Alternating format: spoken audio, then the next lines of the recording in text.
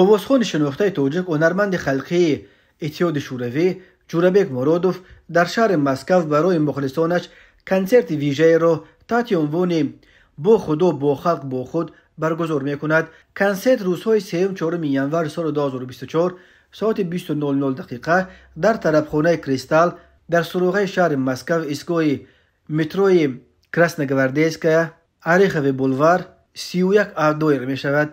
هموطنانی که در روسیه قرار دارند و میخواهند هنرنمایی آوازخوان محبوب خود را تماشا کنند به این رقم‌ها می توانند با تشکیل کنندگان کنسرت تماس بگیرند. 992 938 45 030 در تاجیکستان، 7905 598 4747 7999 916 9227 در روسیه. هنرمند خلقی اتحاد شوروی جورابک مرودوف 81 سال دارد.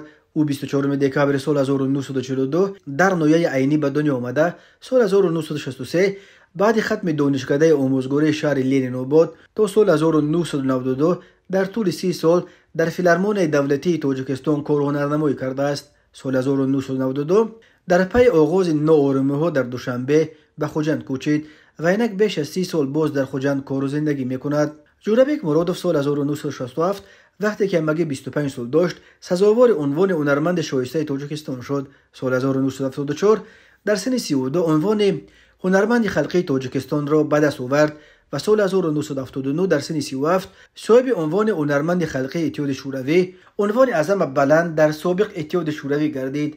جورابک مرودوف 4 پسر دارد که از میان آنها پسر خرده‌اش جانبک مرودوف پیشه پدر را پیش گرفت و حالا یکی از آوازخوان‌های مطرح استراد تاجیک دانسته می شود.